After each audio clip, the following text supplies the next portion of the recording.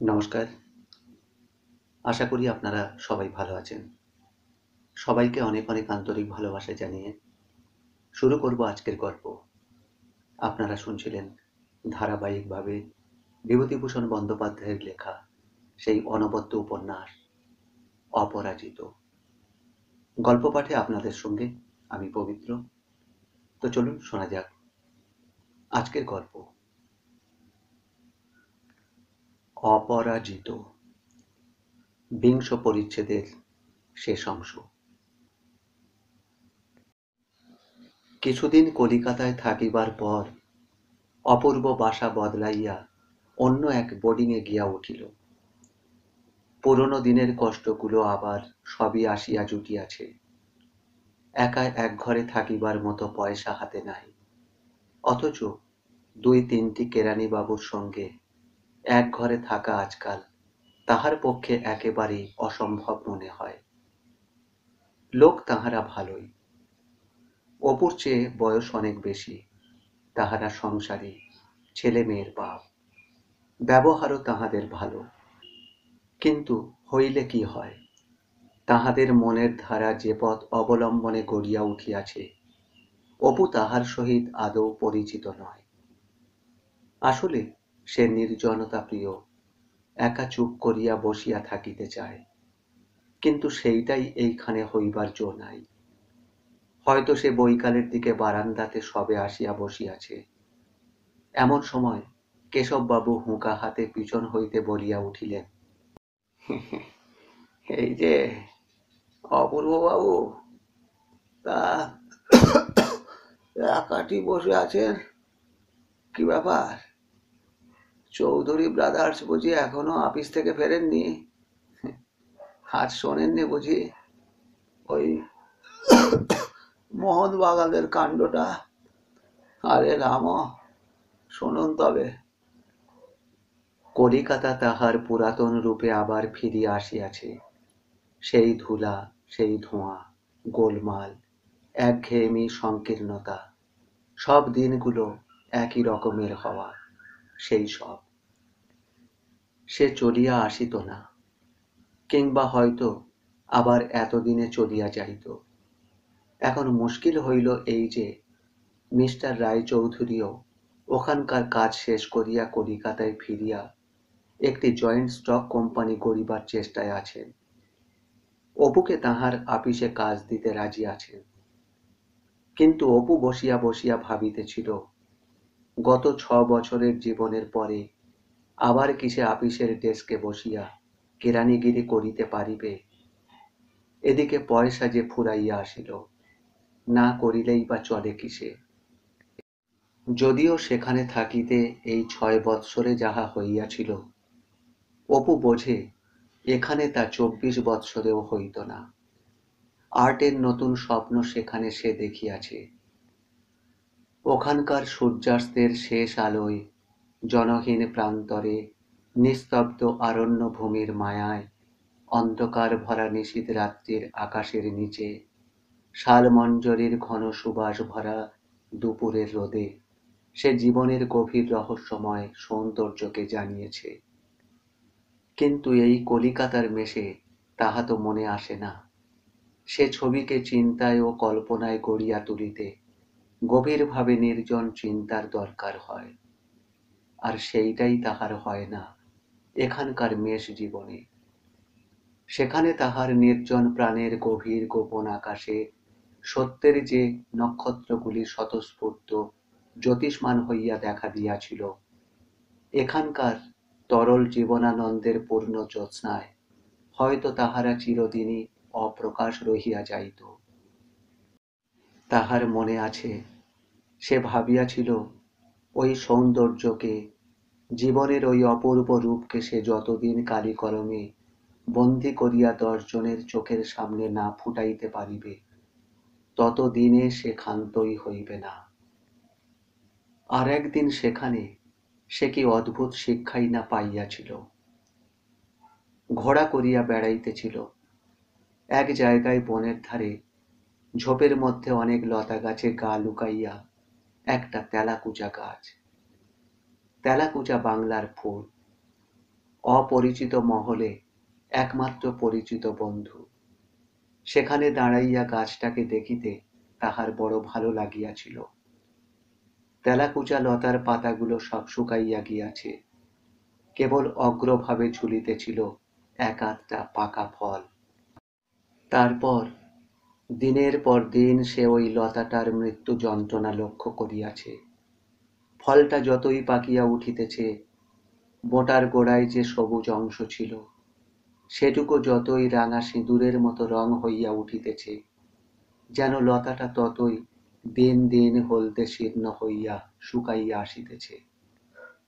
একদিন দেখিল গাছটার সব শুকাইয়া গিয়াছে, কিন্তু ফলটাও বোঁটা শুকাইয়া গাছে ঝুলিতেছে, তুলতুলে পাকা, একেবারে সিঁদুরের মতো টুকটুকে রাঙা। যেন সে কোনো পাখি বা বনের বানর কি কাঠবেড়ালির অতি লোভনীয় আহার্য। যে লতাটা এতদিন ধরিয়া ৯ কোটি মাইল দূরের সূর্য হইতে তাপ সংগ্রহ করিয়া চারিপাশের বায়ুমণ্ডল হইতে উপাদান লইয়া মৃত জড় পদার্থ হইতে এ উপাদেয় খাবার তৈয়ারি করিয়াছিল, তাহার জীবনের উদ্দেশ্য শেষ হইয়া গিয়াছে। ওই পাকা ফল টুকটুকেটাই তাহার জীবনের চরম পরিণতি। হয়তো ওই ফলটা পাখিতে কাঠবেড়ালিতে একদিন খাইবে, কিন্তু এজন্য গাছটাকে তাহারা ধন্যবাদ দিবে না। তেলাকুচা লতাটা অখ্যাতই থাকিয়া যাইবে, তবুও জীবন তাহার সার্থক হইয়াছে। ওই টুকটুকে ফলটাতে ওর জীবন সার্থক হইয়াছে। যদি ফলটা কেউ নাই খায়, তাহাতে ক্ষতি নাই। মাটিতে ঝরিয়া পড়িয়া আরো কত তেলাকুচার জন্ম ঘোষণা করিবে, আরো কত লতা, কত ফুল ফল, কত পাখির আহার্য হইবে। মন তখন ছিল অদ্ভুত রকমের তাজা, সবল, গ্রহণশীল, সহজ, আনন্দময়। তেলাকুচা লতার এই ঘটনাটা তাহার মনে বড় ধাক্কা দিয়াছিল। সে কি ওই সামান্য বনঝোপের তেলাকুচা লতাটার চেয়েও হীন হইয়া পড়িবে? তাহার জীবনের কি উদ্দেশ্য নাই? সে জগতে কি কিছু দিবে না? সেখানে কতদিন শালবনের ছায়ায় পাথরের উপর বসিয়া দুপুরে এ প্রশ্ন মনে জাগিয়াছে। কত নিস্তব্ধ তারা ভরা রাত্রে গভীর বিস্ময়ের দৃষ্টিতে তাঁবুর বাহিরের ঘন নৈশ অন্ধকারের দিকে চাহিয়া চাহিয়া এই সব স্বপ্নই মনে জাগিত। আর তখন বহু দূর দূর ভবিষ্যতের শিরীষ ফুলের পাপড়ির মতো নরম কচি মুখ শত শত অনাগত বংশধরদের কথা মনে পড়িত। খোকার মুখখানা কি অপূর্ব প্রেরণা দিত সেই সময়। ওদেরও জীবনে কত দুঃখ রাত্রের বিপদ আসিবে, কত সন্ধ্যার অন্ধকার ঘনাইবে, তখন যুগান্তের এপার হইতে দৃঢ়হস্ত বাড়াইয়া তোমাকে দিতে হইবে। তোমার কত শত বিনিদ্র রজনীর মৌন জনসেবা, হে বিস্তৃত পথের মহাজন পথিক, একদিন সার্থক হইবে অপরের জীবনে। দুঃখের নিশীথে তাহার প্রাণের আকাশে সত্যের যে নক্ষত্র রাজি উজ্জ্বল হইয়া ফুটিয়াছে, তাহা সে লিপিবদ্ধ করিয়া রাখিয়া যাইবে। জীবনকে সে কিভাবে দেখিল, তাহা লিখিয়া রাখিয়া যাইবে। নিজের প্রথম বইখানির দিনে দিনে প্রবর্ধমান পাণ্ডুলিপিকে সে সস্নেহ প্রতীক্ষার চোখে দেখে। বইয়ের ভবিষ্যৎ সম্বন্ধে কত কথা তাহার আগ্রহ ভরা বক্ষ স্পন্দনে আশা, সঙ্গীতের আনন্দের জায়গা। মা যেমন শিশুকে চোখের সম্মুখে কান্না হাসির মধ্য দিয়া বাড়িতে দেখেন, দুরু দুরু বক্ষে তাহার ভবিষ্যতের কথা ভাবেন, ঠিক তেমনি বই লেখার কষ্টটুকু করার চেয়ে বইয়ের কথা ভাবিতে বড় ভালো লাগে। কাহাদের কথা বইয়ে লেখা থাকিবে, কত লোকের কথা, কত গরিবদের কথা, ওদের কথা ছাড়া লিখিতে ইচ্ছা হয় না। এই যে পথে ঘাটে হাটে গ্রামে শহরে রেলে কত অদ্ভুত ধরনের লোকের সঙ্গে পরিচয় ঘটিয়াছে জীবনে, কত সাধু সন্ন্যাসী, দোকানি মাস্টার, ভিখারি, গায়ক পুতুল নাচওয়ালা, আমপাড়ানি ফেরিওয়ালা, লেখক কবি ছেলে মেয়ে, এদের কথা। আজিকার দিন হইতে অনেক দিন পরে, হয়তো শত শত বৎসর পরে তাহার নাম যখন এ বছরের ফোটা শাল ফুলের মঞ্জরির মতো, কিংবা তাহার ঘরের কোণের মাকড়সার জালের মতো কোথায় মিলাইয়া যাইবে, তখন তাহার কত অনাগত বংশধর কত সকালে সন্ধ্যায় মাঠে, গ্রাম্য নদী তীরে, দুঃখের দিনে, শীতের সন্ধ্যায় অথবা অন্ধকার গহন নিস্তব্ধ দুপুর রাত্রে, শিশির ভেজা ঘাসের উপর তারার আলোর নিচে শুইয়া শুইয়া তাহার বই পড়িবে, কিংবা বইয়ের কথা ভাবিবে। ভবিষ্যৎ সম্বন্ধে কত আশঙ্কাও জাগে।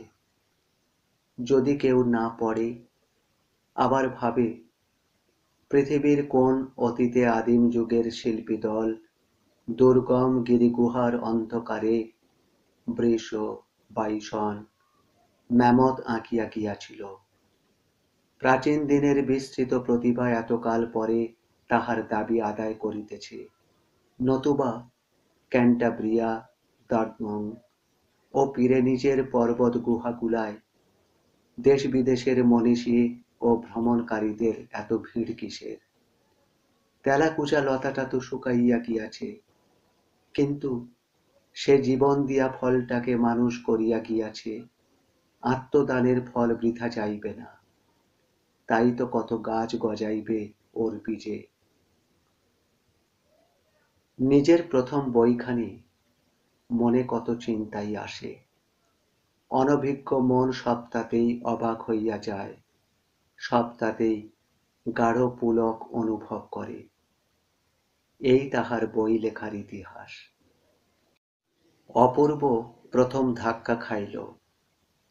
বইখানার পাণ্ডুলিপি হাতে করিয়া দোকানে দোকানে ঘুরিয়া। অজ্ঞাতনামা লেখকের বই কেহ লওয়া তো দূরের কথা, ভালো করিয়া কথাও বলে না। একটা দোকানে খাতা রাখিয়া যাইতে বলিল। দিন পাঁচেক পরে তাহাদের একখানা পোস্টকার্ড পাইয়া অপু ভালো কাপড় পরিয়া, জুতা বুরুশ করিয়া, বন্ধুর চশমা ধার করিয়া দুরু দুরু বক্ষে সেখানে গিয়া হাজির হইল। অত ভালো বই তাহার, পড়িয়া হয়তো উহারা অবাক হইয়া গিয়াছে।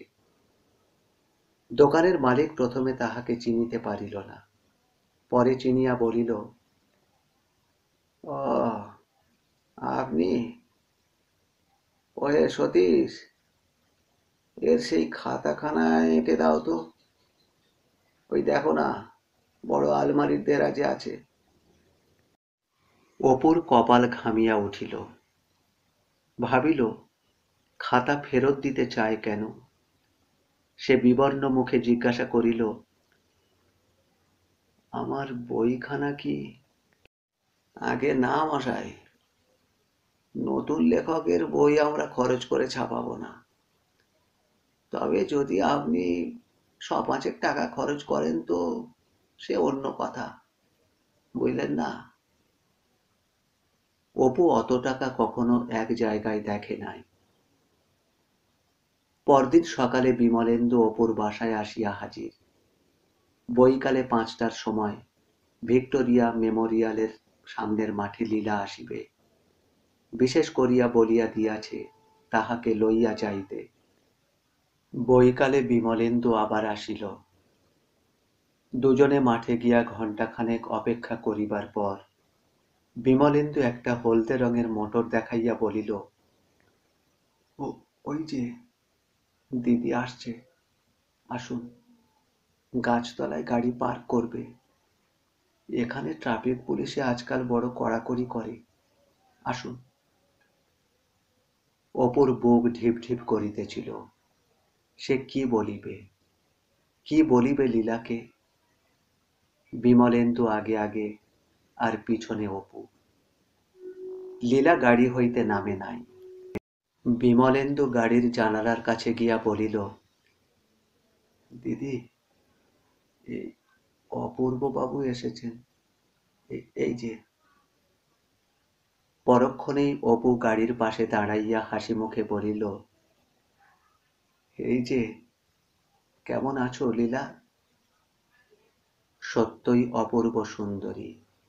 অপুর মনে হইল, যে কবি বলিয়াছেন, সৌন্দর্যই একটা মহৎ গুণ, যে সুন্দর তাহার আর কোনো গুণের দরকার করে না, তিনি সত্যদর্শী, অক্ষরে অক্ষরে তাঁহার উক্তি সত্য।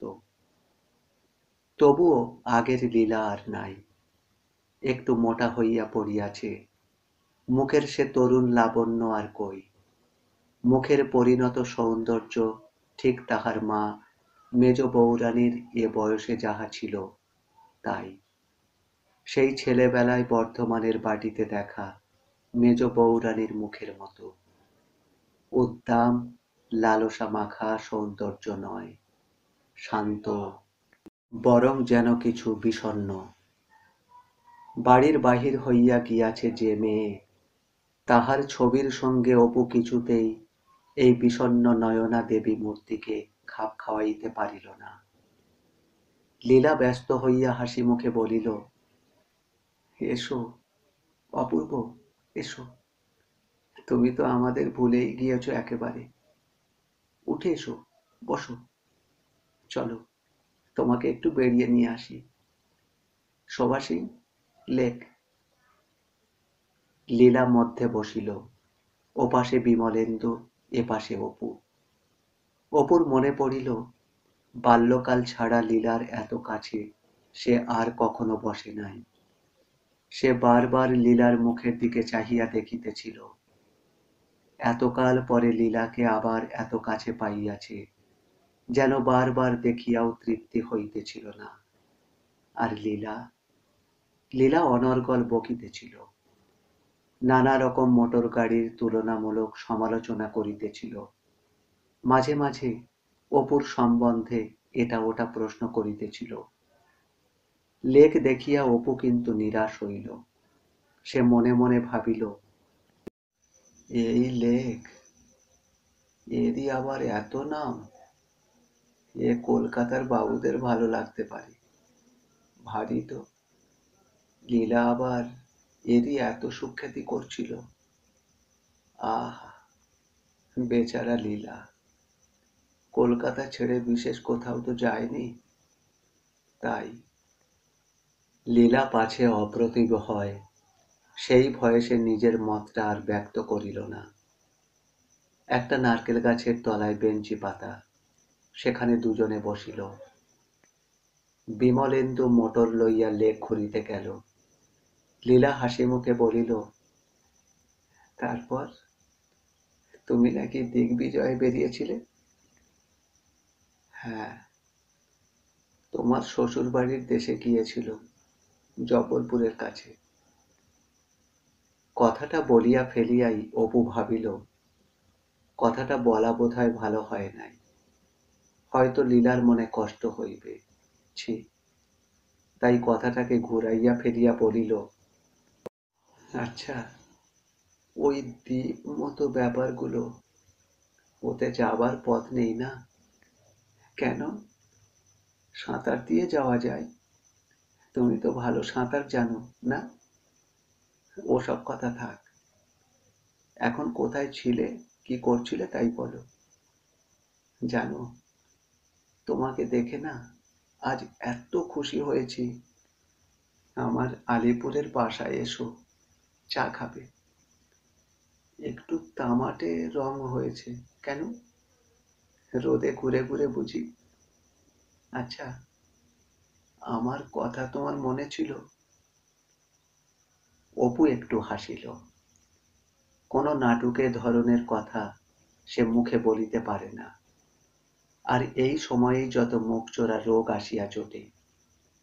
একে কতকাল পরে লীলাকে একা কাছে পাইয়াছে, কিন্তু মুখে কথা জোগায় কই। কত কথা লীলাকে বলিবে ভাবিয়াছিল। এখন লীলাকে কাছে পাইয়া সেসব কথা তো মুখ দিয়া বাহির হয় না, বরং নিতান্ত হাস্যকর বলিয়া মনে হয়। হঠাৎ লীলা বলিল, হ্যাঁ, ভালো কথা। শুনলাম তুমি নাকি বই লিখছ। একদিন আমাকে দেখাবে না? কি লিখলে? অবশ্য আমি জানি তুমি একদিন বড় লেখক হবে। তোমার সেই ছেলেবেলার গল্প লেখার কথা মনে আছে? তখন থেকেই জানি। পরে সে একটা প্রস্তাব করিল। বিমলেন্দুর মুখে সে সব শুনিয়াছে। বইওয়ালারা বই লইতে চায় না। ছাপাইতে কত খরচ পড়ে, এ বই ছাপাইয়া বাহির করিবার সমুদয় খরচ সে দিতে রাজি। শুনিয়া অপ্রত্যাশিত আনন্দে ওপর সারা শরীরে যেন একটা বিদ্যুতের ঢেউ খেলিয়া গেল। ভাবিল, সব খরচ যত লাগে। তবুও আজ সে মুখে কিছু বলিল না। অপুর মনে লীলার জন্য একটা করুণা ও অনুকম্পা জাগিয়া উঠিল, ঠিক সেই পুরাতন দিনের মতো। লীলারও তো কত আশা ছিল, সে আর্টিস্ট হইবে, ছবি আঁকিবে। অনভিজ্ঞ তরুণ বয়সে তাহারই মতো কি স্বপ্নের জাল না বনিত। আর এখন শুধু নূতন নূতন মোটর গাড়ি কিনিতেছে, সাহেবী দোকানে লেজ কিনিয়া বেড়াইতেছে। মনে হয় যেন পুরাতন দিনের যজ্ঞ বেদিতে আগুন নাই, নিভিয়া গিয়াছে। যজ্ঞ কিন্তু অসমাপ্ত। কৃপার পাত্র লীলা, অভাগিনী লীলা। ঠিক সেই পুরাতন দিনের মতো মনটি আছে। তাহাকে সাহায্য করিতে মায়ের পেটের মমতাময়ী বোনের মতোই হাত বাড়াইয়া দিয়াছে। শৈশব তাহার বন্ধু। তাহার সম্বন্ধে অন্তত ওর মনের তারটি খাঁটি সুরেই বাজিল চিরদিন। এখানেও হয়তো করুণা, হয়তো মমতা, অনুকম্পা।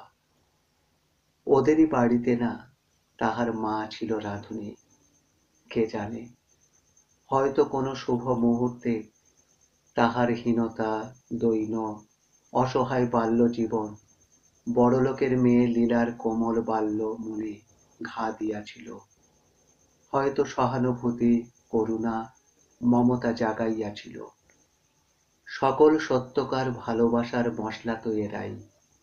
এরা যেখানে নাই, ভালোবাসা সেখানে মাদকতা আনিতে পারে, মোহ আনিতে পারে, কিন্তু চিরস্থায়িত্বের স্নিগ্ধতা আনে না। সে ভাবিল, লীলার মনটা ভালো আছে বলেই সেই সুযোগে সবাই ওর টাকা নিচ্ছে। ও বেচারি এখনো মনে মনে সেই ছেলে মানুষটি আছে। আমি ওকে এক্সপ্লয়েট করতে পারবো না। দরকার নেই আমার বই ছাপানোর। এদিকে মুশকিল হইল, হাতের টাকাও ফুরাইল, অথচ চাকুরিও জোটে না। মিস্টার রায়চৌধুরী অনবরত ঘুরাইতে ও হাঁটাইতে লাগিলেন। অপু যেখানে ছিল সেখানে আবার এরা ম্যাঙ্গানিজের কাজ আরম্ভ করিয়াছে। অপু ধরিল তাহাকে আবার সেখানে পাঠানো হোক। অনেকদিন ঘোরানোর পর মিস্টার চৌধুরীর একদিন প্রস্তাব করিলেন, সে আরো কম টাকা বেতনে সেখানে যাইতে রাজি আছে কি না। অপমানে অপুর চোখে জল আসিল, মুখ রাঙা হইয়া উঠিল। এ কথা বলিতে উহারা আজ সাহস করিল শুধু এই জন্য যে উহারা জানে যতই কমে হোক না কেন সে সেখানে ফিরিয়া যাইতে রাজি হইবে, অর্থের জন্য নয়। অর্থের জন্য এ অপমান সে সহ্য করিবে না নিশ্চয়। কিন্তু শরতের প্রথম, নিচের অধিত্যকায় প্রথম আবলুস ফল পাকিতে শুরু করিয়াছে বটে, কিন্তু মাথার উপরে পর্বত সানুর উচ্চস্থানে এখনো বর্ষা শেষ হয় নাই। ট্যাপারি বনে এখনো ফল পাকিয়া হলুদ হইয়া আছে। ভালুক দল এখনো সন্ধ্যার পরে ট্যাপারি খাইতে নামে। টিয়া পাখির ঝাঁক সারাদিন কলরব করে। আরো উপরে যেখানে হইতে বাদাম ও সেগুন বনের শুরু, সেখানে অজস্র করে মাজু ফল, আরো উপরে রিঠা গাছে থলো থলো ফল পাকিয়াছে। এমনকি ভালো করিয়া খুঁজিয়া দেখিলে দুই একটা রিঠা গাছে এখনো দুই এক ঝাড় দেরিতে ফোটা রিঠা ফুলও পাওয়া যাইতে পারে। সেখানকার সেই সব বিরাট রুক্ষ অরণ্যভূমি, নক্ষত্রালোকিত আলো আঁধার, উদার জনহীন বিশাল তৃণভূমি, সেই টানা একঘেয়ে পশ্চিমে হাওয়া, সেই অবাধ জ্যোৎস্না, স্বাধীনতা, প্রসারতা, সেই বিরাট নির্জনতা তাহাকে আবার ডাকিতেছে। তাহার এক এক সময় মনে হয় কানাডায়, অস্ট্রেলিয়ায়, নিউজিল্যান্ডে, আফ্রিকায় মানুষ এই যে প্রকৃতির মুক্ত সৌন্দর্যকে ধ্বংস করিতেছে, গাছপালাকে দূর করিয়া দিতেছে, প্রকৃতি একদিন ইহার প্রতিশোধ লইবে। ট্রপিক্সের অরণ্য আবার জাগিবে, মানুষকে তাহারা তাড়াইবে, আর তখন ফিরিবে আদিম অরণ্যানী। ধরা বিদ্রাবণকারী সভ্যতাদর্পী মানুষ যে স্থানে সাম্রাজ্য স্থাপন করিয়াছে, এই যে পর্বতমালার নাম নিজের দেশের রাজার নামে, হ্রদের নামে দিয়াছে, রাজমন্ত্রীর নামে দিয়াছে, ওর শুশুক পাখি, শিল, বলগা হরিণ, ভালুককে খুন করিয়াছে, তেল ব্যবসা, চামড়ার লোভে ওর মহিময় পাইন অরণ্য ধূলিসাৎ করিয়া কাঠের কারখানা খুলিয়াছে, এ সবের প্রতিশোধ একদিন আসিবে। এ যেন এমন একটা শক্তি যা বিপুল, বিশাল, বিরাট, অসীম ধৈর্যের ও গাম্ভীর্যের সহিত যে সংহত শক্তিকে চুপ করিয়া অপেক্ষা করিতেছে, কারণ সে জানে তাহার নিজ শক্তির বিপুলতা। অপু একবার ছিন্দওয়ারার জঙ্গলে একটা খনির সাইডিং লাইন তৈরি হওয়ার সময়ে অরণ্যভূমির তপস্যা স্তব্ধ দূরদর্শী রুদ্রদেবের মতো এই মৌন গম্ভীর ভাব লক্ষ্য করিয়াছিল।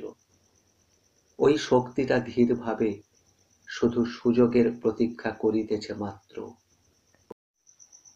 অপুর কিন্তু চাকুরি হইল না। এবার আর মিস্টার রায়চৌধুরীর একার হাত নয়, জয়েন্ট স্টক কোম্পানির অন্যান্য ডিরেক্টররা নাকি রাজি হইল না। হয়তোবা তাহারা ভাবিল, এ লোকটার সেখানে ফিরিবার এত আগ্রহ কেন? ভাবিল, পুরানো লোক, চুরির সুলুক সন্ধান জানে, হয়তো সেই লোভেই যাইতে চাহিতেছে। আর তাছাড়া ডাইরেক্টররাও তো মানুষ, তাহাদেরও প্রত্যেকেরই বেকার ভাগ্নে ভাইপো শালীর ছেলে আছে। অবশেষে অপূর্ব ভাবিল, চাকরি না হয় নাই হইল, বইখানা বাহির করিয়া দেখিবে চলে কিনা। মাসিক পত্রিকায় দু একটা গল্পও দিল। একটা গল্পের বেশ নাম হইল, কিন্তু কেহ টাকা দিল না। হঠাৎ তাহার মনে হইল, অপর্ণার গহনাগুলি শ্বশুর বাড়িতে আছে, সেগুলি সেইখান হইতে এই 7-8 বৎসর সে আনে নাই, সেগুলি বেচিয়া তো বই বাহির করার খরচ জোগাড় হইতে পারে। এত সহজ উপায়টা কেন এতদিন মাথায় আসে নাই? সে লীলার কাছে আরো কয়েকবার গেল, কিন্তু কথাটা প্রকাশ করিল না। উপন্যাসের খাতাখানা লইয়া গিয়া পড়িয়া শোনাইল। লীলা খুব উৎসাহ দেয়। একদিন লীলা হিসাব করিতে বসিল, বই ছাপাইতে কত লাগিবে।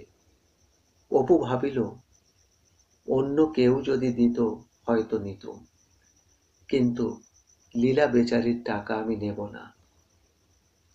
একদিন সে হঠাৎ খবরের কাগজে তাহার সেই কবিরাজ বন্ধুটির ঔষধের দোকানের বিজ্ঞাপন দেখিতে পারিল। তারপর সেই দিনই সন্ধ্যার পর সেই ঠিকানা খুঁজিয়া সেখানে গেল। সুকিয়া স্ট্রিটের একটা গলিতে তাহার দোকান। দেখিল বন্ধুটি বাহিরেই বসিয়া আছে। দেখিয়া বলিল, আরে তুমি বেঁচে আছো দাদা? অপু হাসিয়া বলিল, উফ, কম খুঁজিনি তোমায়, বিশ্বাস করো, ভাগ্যিস আজ তোমার শিল্পাশ্রমের বিজ্ঞাপনটা চোখে পড়ল, তাই তো এলো। তারপর বলো, কি খবর? দোকানের আসবাবপত্র দেখে মনে হচ্ছে অবস্থা ফিরিয়ে ফেলেছ। বন্ধু খানিকটা চুপ করিয়া রহিল, খানিকটা এ গল্প ও গল্প করিল, পরে বলিল, এসো, বাসায় এসো।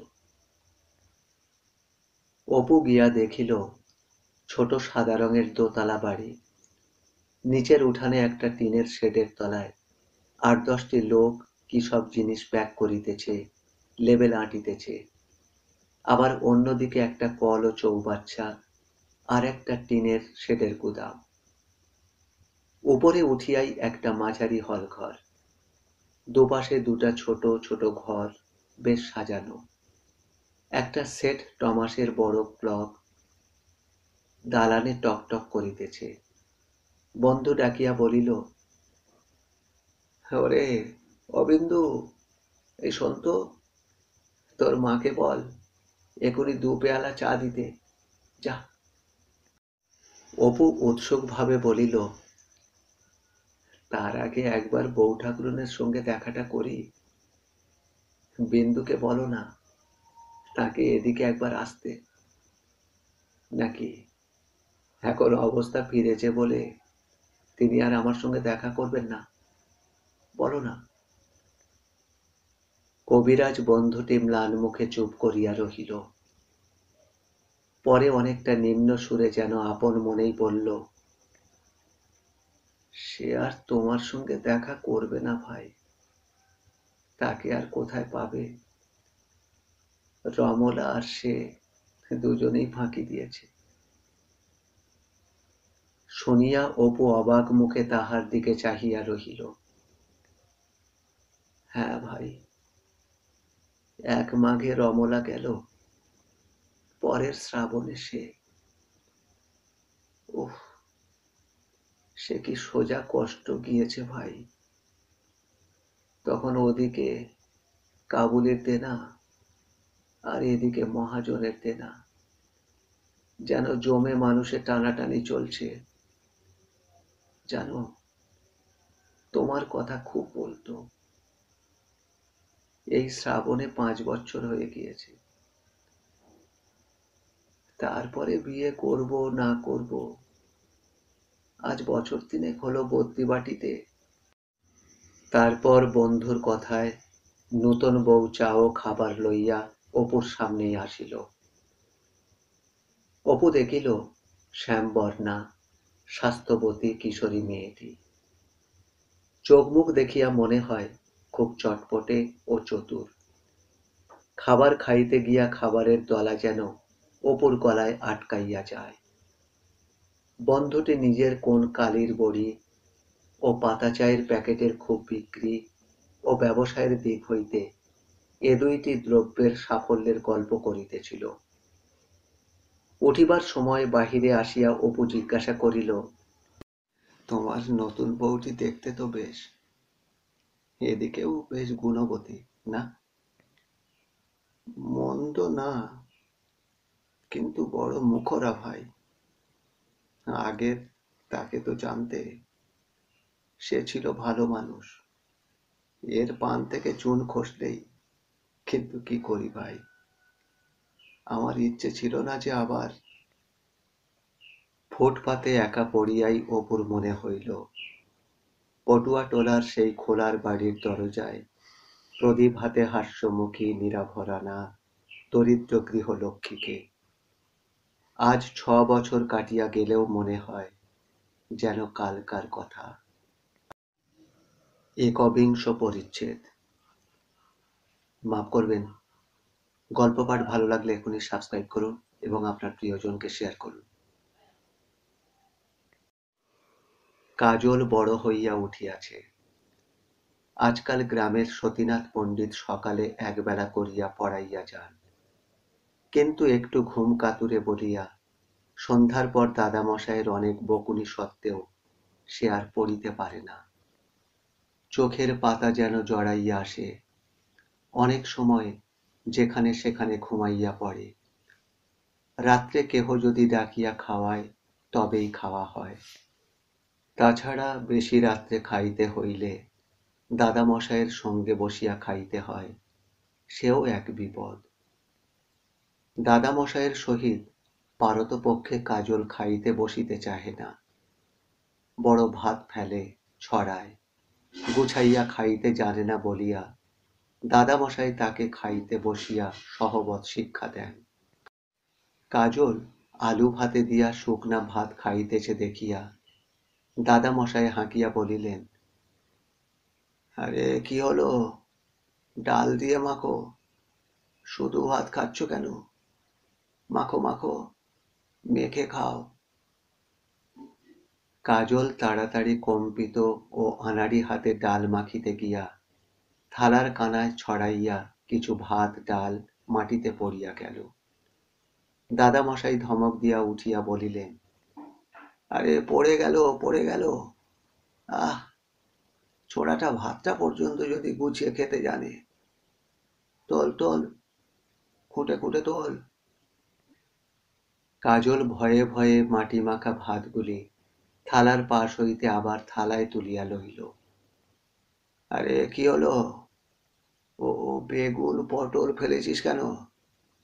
ওগুলো খাবার জিনিস না, সব একসঙ্গে মেখে নে, মেখে নে। খানিকটা পরে তাহার দৃষ্টি পড়িল কাজল উচ্ছে ভাজা খায় নাই।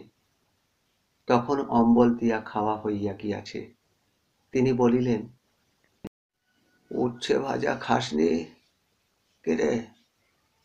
নে, অম্বল মাখা ভাতটা ঠেলে রাখ, রেখে খেয়ে নে। উচ্ছে ভাজা তিতো বলিয়া কাজলের মুখে ভালো লাগে না, সে তাতে হাতও দেয় নাই। এখন দাদামশায়ের ভয়ে অম্বল মাখা ভাত ঠেলিয়া রাখিয়া তিক্ত উচ্ছে ভাজাগুলি একটি একটি করিয়া খাইতে হইল। একখানি ফেলিবার জো নাই। দাদামশায়ের সতর্ক দৃষ্টি। ভাত খাইবে কি? কান্নায় কাজলের গলার ভাত দলা আটকাইয়া যায়। খাওয়া হইয়া গেলে মেজ মামিমার কাছে গিয়া বলিয়া করিয়া একটা পান লয়। পান খুলিয়া দেখে তাহাতে কি কি মশলা আছে। পরে মিনতির সুরে একবার মেজ মামিমার দিকে, একবার ছোট মামিমার কাছে বলিয়া বেড়ায়, ইতি একটু কাঁদ। ও মামিমা, তোমার পায়ে পড়ি, একটু কাঁদ দাও না। কাঁদ অর্থাৎ দারুচিনি। মামিমারা ঝঙ্কার দিয়া বলিলেন, ছেলের আবার শৌখিন কত, রোজ রোজ ডালচিনি চাই, তাই আবার জিভ দেখা চাই, মুখ রাঙা হলো কিনা। তবে তাহার পড়াশোনার আগ্রহ বেশি ছাড়া কম নয়। বিশ্বেশ্বর মোহরির হাত বাক্সে কেশরঞ্জনের উপহারের দরুন গল্পের বই আছে অনেকগুলি। খুনি আসামি কেমন করিয়া ধরা পড়িল, সেই সব গল্প। আর পড়িতে ইচ্ছা করে আরব্য উপন্যাস। কি ছবি, কি গল্প! দাদামশায়ের বিছানার উপর একদিন পড়িয়াছিল। সে উল্টাইয়া দেখিতেছে, টের পাইয়া বিশ্বেশ্বর মোহরি কাড়িয়া লইয়া বলিল, এ 8 বছরের ছেলের আবার নোবেল পড়া। এইবার একদিন তোমার দাদামশাই শুনতে পেলে দেখো কি করবে। কিন্তু সেই বইখানা কোথায় আছে সে জানে। দোতলার শোবার ঘরের সেই কাঁঠাল কাঠের সিন্দুকটার মধ্যে। একবার যদি চাবিটা পাওয়া যাইত, সারা রাত জাগিয়া পড়িয়া ভোরের আগেই তাহা হইলে তুলিয়া রাখে। এ কয়েকদিন বইকালে দাদামশাই বসিয়া বসিয়া তামাক খান, আর সে পণ্ডিত মশাইয়ের কাছে বসিয়া বসিয়া পড়ে। সেই সময় পণ্ডিত মশাইয়ের পেছনকার অর্থাৎ চণ্ডী মণ্ডপের উত্তর ধারের সমস্ত ফাঁকা জায়গাটা অদ্ভুত ঘটনার রঙ্গভূমিতে পরিণত হয়। ঘটনাটাও হয়তো খুব স্পষ্ট নয়, সে ঠিক বুঝাইয়া বলিতে তো পারে না। কিন্তু দিদিমার মুখে শোনা নানা গল্পের রাজপুত্র ও পাত্রের পুত্রেরা নাম না জানা নদীর ধারে ঠিক এই সন্ধ্যা বেলাটাতেই পৌঁছয়। কোন রাজপুরীকে কাঁপাইয়া রাজকন্যাদের সোনার রথ বৈকালের আকাশ পানে উঠিয়া অদৃশ্য হইয়া যায়, আর সে অন্যমনস্ক হইয়া দেওয়ালের পাশে ঝুঁকিয়া আকাশটার দিকে চাহিয়া থাকে। কেমন যেন দুঃখ হয়। ঠিক সেই সময় সতীনাথ পণ্ডিত বলেন, দেখুন দেখুন বাড়ুজ্যে মশাই, আপনার নাতির কাণ্ডটা একবার দেখুন। স্লেটে কোথায় পুরকে লিখতে দিলাম, তা সে গেল চুলোয়। এখন হাঁ করে তাকিয়ে কি দেখছে দেখুন। না, এমন অমনোযোগী ছেলে যদি, তা দিন না ধাঁ করে গালে এক থাপড় বসিয়ে। হতভাগা ছেলে কোথাকার, আমার হাড়টা জ্বালাচ্ছে। এদিকে বাবা খোঁজ করবে না, আমার ঘাড়ে এ বয়সে যত ঝুঁকি। তবে কাজল যে দুষ্টু হইয়া উঠিয়াছে, এ কথা সবাই বলে। একদণ্ড সুস্থির নয়, সর্বদা চঞ্চল। একদণ্ড চুপ করিয়া থাকে না, সর্বদাই বকিতেছে। পণ্ডিত মশাই বলেন, আরে দলু, দেখ তো কেমন অঙ্ক কষে। ওর মধ্যে অনেক জিনিস আছে, আর তুই তো অঙ্কে একেবারে গাধা। পণ্ডিত পিছু ফেরিলেই কাজল মামাতো ভাই দলুকে আঙুল দিয়া ঠেলিয়া চুপি চুপি বলে, তো তোর মধ্যে অনেক জিনিস আছে। কি জিনিস আছে রে? ডাল ভাত, খিচুড়ি। ইল্লি, খিচুড়ি খাবি দলু? কিরে? তারপর দাদামশাইয়ের কাছে আবার নালিশ হয়। দাদামশাই ডাকিয়া শাস্তি স্বরূপ বানান জিজ্ঞাসা করিতে আরম্ভ করেন। বলেন, এই বানান কর তো। সূর্য, কর কর। কাজল বানানটা জানে, কিন্তু ভয়জনিত উত্তেজনার দরুন হঠাৎ তাহার তোতলামিটা বেশি করিয়া দেখা দেয়। দু একবার চেষ্টা করিয়াও দন্তস্ব কথাটা উচ্চারণ করিতে পারিবে না বুঝিয়া অবশেষে বিষণ্ণ মুখে বলে, তালবস্যয় দীর্ঘ উকার। ঠাস করিয়া গালে এক চড় পড়ে। ফর্সা গাল তখনই ডালিমের মতো রাঙা হইয়া ওঠে, কান পর্যন্ত রাঙা হইয়া যায়। কাজলের ভয় হয় না, হয় একটা নিষ্ফল অভিমান।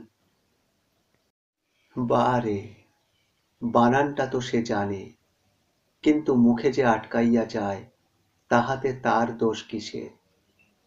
কিন্তু মুখে কত কথা বলিয়া বুঝাইয়া প্রতিবাদ বা আত্মপক্ষ সমর্থন করিবার মতো এতটা জ্ঞান তাহার হয় নাই। তাই সবটা মিলিয়া অভিমানের মাত্রাটাই বাড়াইয়া তোলে। কিন্তু অভিমানটা যে কাহার উপর, সে নিজেও ভালো বোঝে না।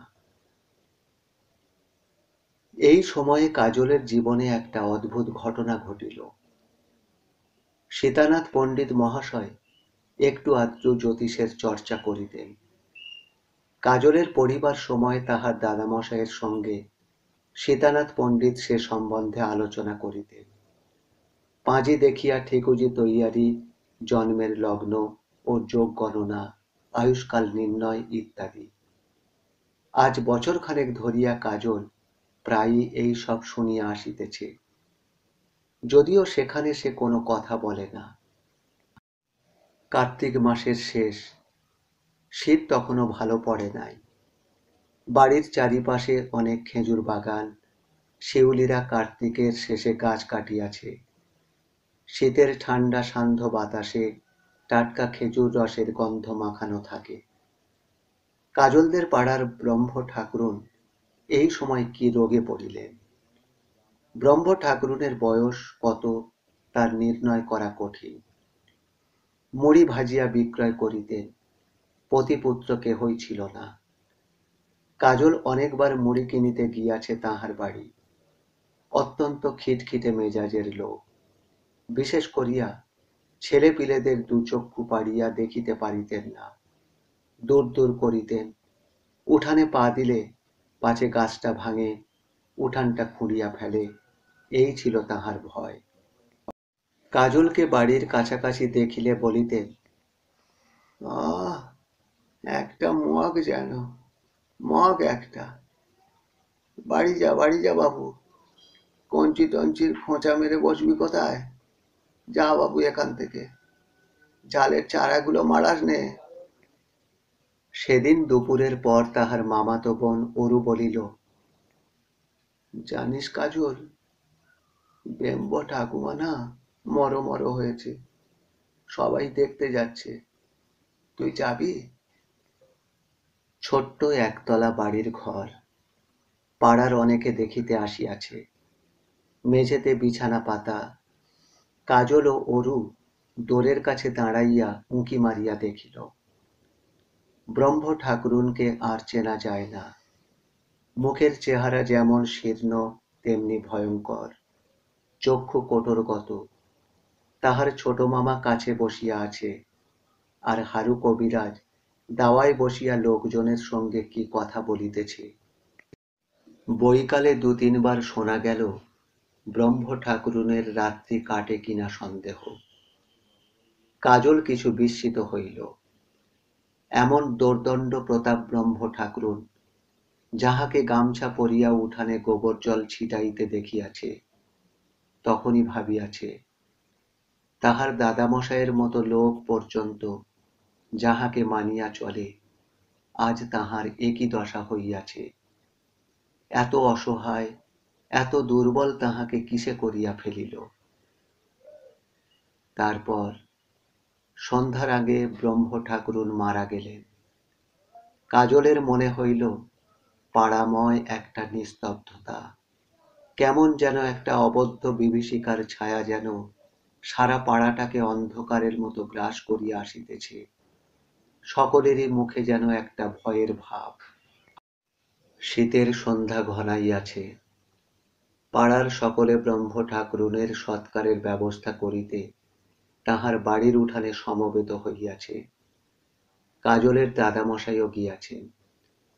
কাজল ভয়ে ভয়ে খানিকটা দূরে অগ্রসর হইয়া দেখিতে গেল, কিন্তু ব্রহ্ম ঠাকুরুনের বাড়ি পর্যন্ত আর যাইতে পারিল না। কিছু দূরে একটা বাঁশঝাড়ের নিচে দাঁড়াইয়া রহিল। সেইখান হইতে উঠানটা বা বাড়িটা দেখা যায় না। কথাবার্তার শব্দও কানে আসে না। বাতাস লাগিয়া বাঁশঝাড়ের কঞ্চিতে কঞ্চিতে শব্দ হইতেছে। চারিধার নির্জন। কাজলের বুকটা দুরু দুরু করিতেছিল। কেমন একটা অদ্ভুত ধরনের ভাবে তাহার মন পূর্ণ হইল। তবে ভয় নয়, একটা বিস্ময় মাখানো রহস্যের ভাব। অন্ধকারে গা লুকাইয়া দুই একটা বাদুড় আকাশ দিয়া উড়িয়া চলিয়াছে। অন্যদিন এমন সময়ে বাদুড় দেখিলেই কাজল বলিয়া ওঠে, বাদুড় বাদুড় মেথর, যা খাবি তা তেতর। আজ উড়নশীল বাদুড়ের দৃশ্য দেখিয়া তাহার মনে কৌতুক না জাগাইয়া সেই অজানা রহস্যের ভাবই যেন ঘনীভূত করিয়া তুলিল। ব্রহ্ম ঠাকুরুন মারা গেলেন বটে, কিন্তু মৃত্যুকে কাজল এই প্রথম চিনিল। দিদিমা যখন মারা গিয়েছিলেন তখন কাজলের 5 বছর বয়স। তাহাও গভীর রাত্রে। কাজল তখন ঘুমাইয়াছিল। কিছু দেখে নাই, কিছু বোঝেও নাই।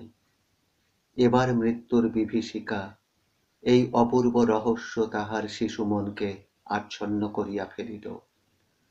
একা একা বেড়ায়, তেমন সঙ্গী সেজুর নাই। আর ওই সব কথা ভাবে।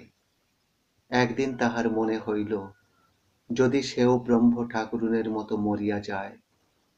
হাতে পায়ে সে যেন বল হারাইয়া ফেলিল। সত্যই তো, সেও হয়তো মারা যাইবে। দিনের পর দিন তাহার ভয়টা বাড়িতে লাগিল।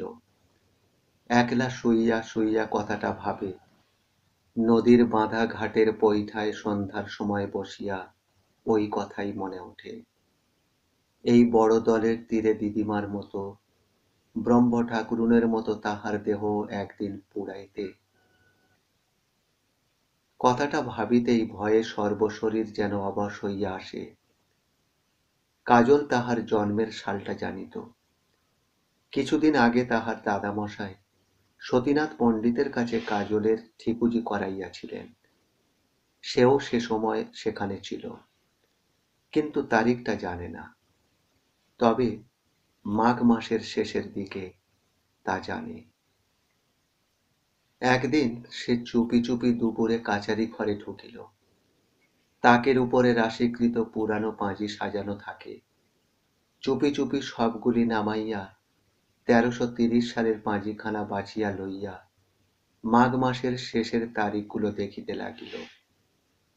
কি সে বুঝিল সেই জানে, কিন্তু তাহার মনে হইল ২৫শে মাঘ দিনটা বড় খারাপ। ওই দিন জন্মিলে আয়ু কম হয়, খুব কম হয়। তাহার প্রাণ উড়িয়া গেল। ওই দিনটাতেই হয়তো সে জন্মিয়াছে, হয়তো ঠিক। একদিন বড় মামিমাকে বৈকালে জিজ্ঞাসা করিল, মামিমা, মামিমা, আমি কত তারিখে জন্মেছি? বড় মামিমার তো তাহা ভাবিয়া ঘুম নাই, তিনি জানেন না। বড় মামাতো ভাই পটলকে জিজ্ঞাসা করিল, পটলদা, পটলদা, আমি কবে জন্মেছি জানিস? পটলের বয়স বছর ১০। সে কি করিয়া জানিবে? দাদামশায়ের কাছে ঠিকুজি আছে, কিন্তু জিজ্ঞাসা করিতে ভরসা হয় না। একদিন সীতানাথ পণ্ডিতকে জিজ্ঞাসা করিল। তিনি বলিলেন, কেন, সে খোঁজে তোমার কি দরকার? হ্যাঁ? সে থাকিতে না পারিয়া সোজাসুজি বলিয়াই ফেলিল, আমি কতদিন বাঁচব পণ্ডিত মশাই?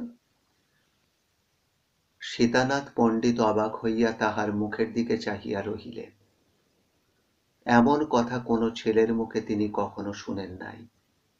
শশীনারায়ণ বাণুজ্যকে ডাকিয়া বলিলেন, শুনেছেন বাণুজ্য মশাই, আপনার নাতি কি বলছে? শশীনারায়ণ সমস্ত শুনিয়া বলিলেন, এদিকে তো বেশ ইঁচড় পাকা, অথচ ২ মাসের মধ্যে আজও তো দ্বিতীয় নামটা রপ্ত হলো না। বলো না, ১২-১৫ কত হয়? কাজলের ভয়কে কেহই বুঝিল না।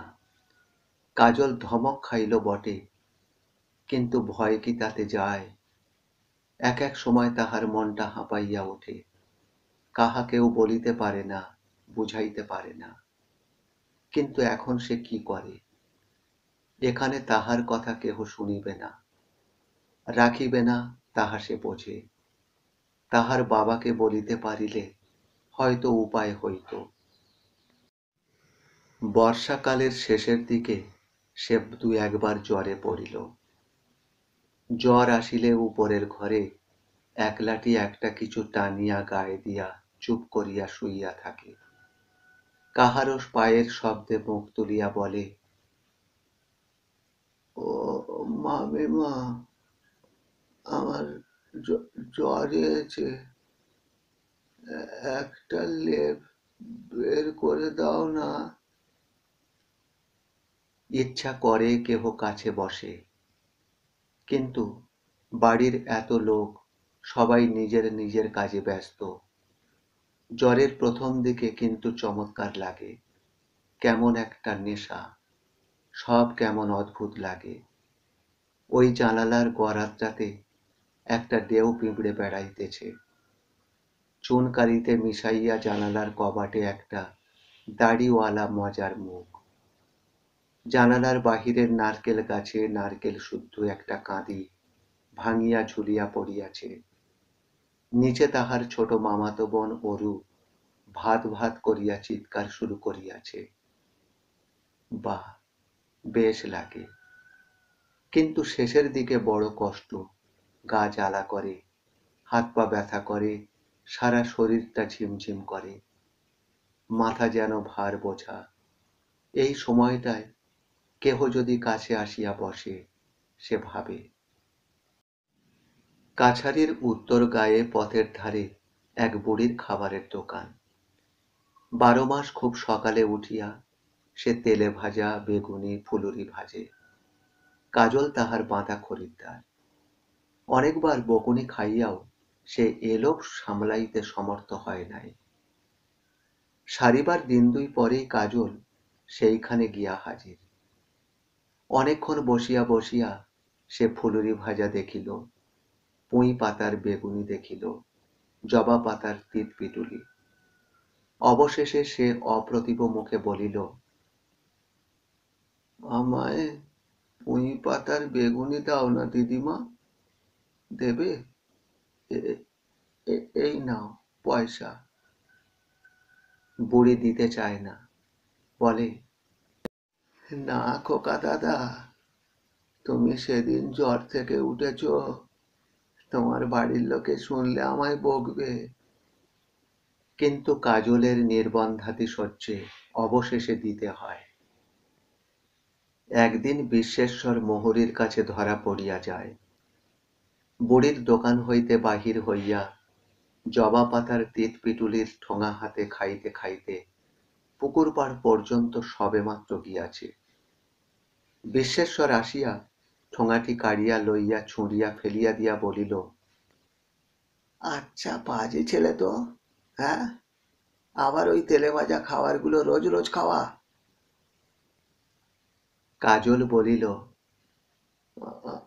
আমি খাচ্ছি তো, তোমার কি? বিশ্বেশ্বর মোহরী হঠাৎ আসিয়া তাহার কান ধরিয়া একটা ঝাঁকুনি দিয়া বলিল, কি বললি? আমার কি বটে?